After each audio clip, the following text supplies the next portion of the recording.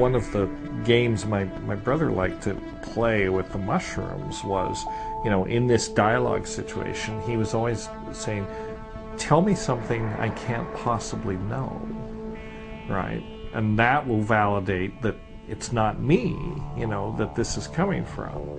I don't know that he ever succeeded in getting it. It's very cagey, they're very tricky that way. It's, but occasionally they do seem to tell people things that they can't possibly know, or that they've never thought about in quite that way. Now it's come out, for example, that, Crick's insight into the structure of DNA was assisted by LSD, and he reluctantly but finally admitted that was a big influence. And many computer scientists, Steve Jobs has said LSD's been very useful for his creativity.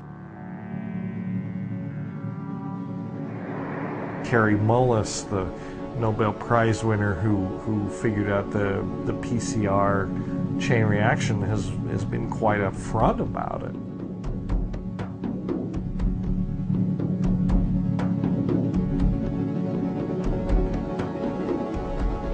LSD gave him the ability to get down with the molecules and see what's happening. In some sense, there is a communication. In some sense, the question isn't even valid, because where do the boundaries between the self and the world exist? We're not really separate. I mean, we're part of this information field. And, this notion that consciousness, I do think that consciousness it's like a property of the continuum. It's like the old physicist concept of the ether or something. It kind of permeates everything, and it's not really localized in the human brain or necessarily even generated by the human brain. Why does the brain require DMT for normal function if this is indeed true? Yeah, and it's hard to say. I think that perhaps one of the functions of ordinary levels of DMT is kind of like a, kind of reality thermostat.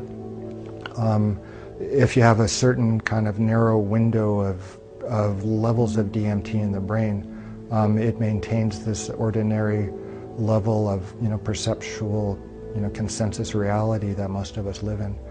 Kind of like the endomatrix in a way, as opposed to like an externally applied, psychological or, consciousness kind of matrix like in the movie. This is one that's internally generated. But it may be that the brain is a place where it becomes focused and concentrated. The brain may be as much a receiver of the signal as it is a generator of the signal. Nobody can really say, but that model in some ways appeals more to me than the notion that it's all coming from the brain. The brain is more like a node, and there's this sort of field of consciousness that permeates everything, and to a certain degree everything is conscious.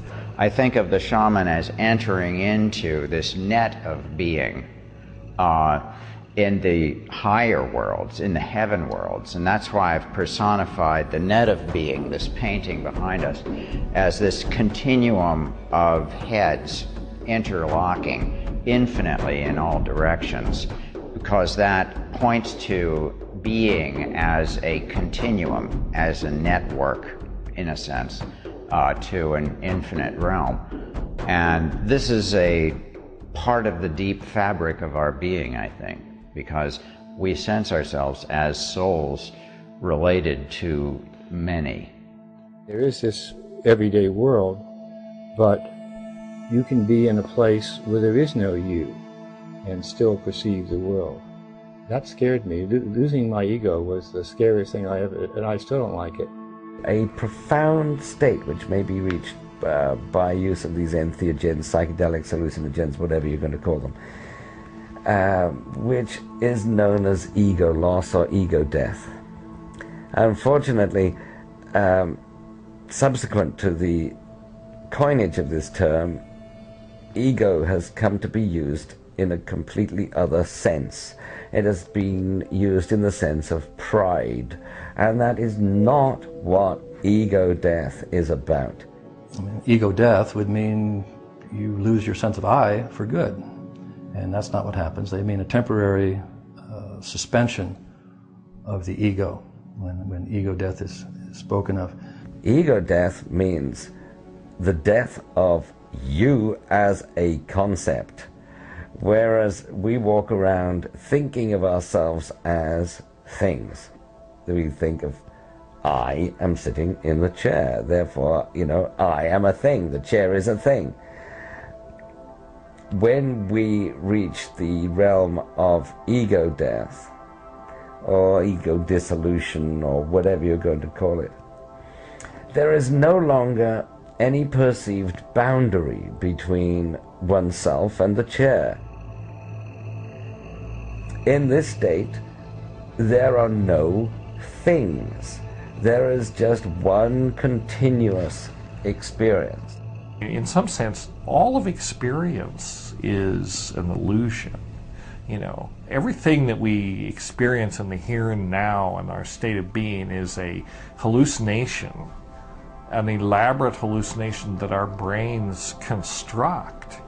We happen to call it consensus reality, but it's still, I mean, physics tells us that, the picture of reality that we build so that we can navigate through the world and not step in front of buses and stuff like that and do all those, the world doesn't really look like this at all. The brain constructs a model of reality that more or less maps onto reality. It's good enough that we can survive.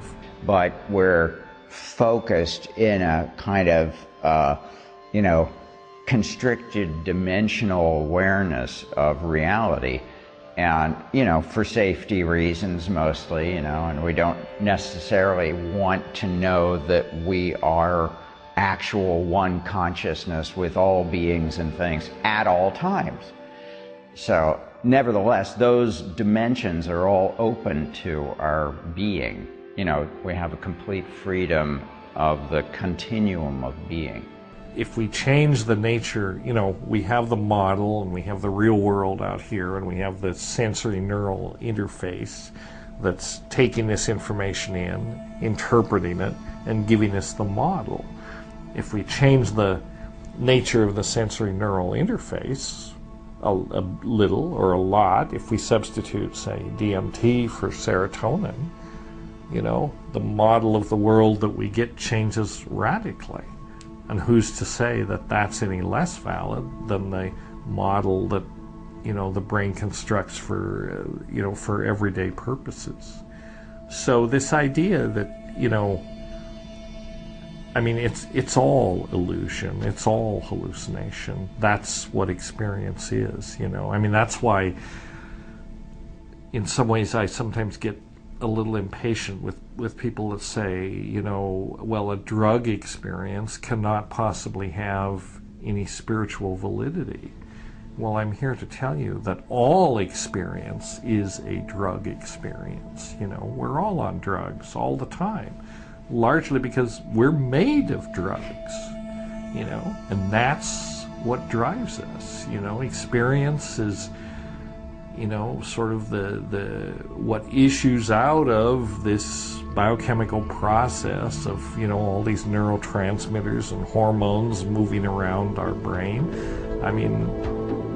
It's drugs.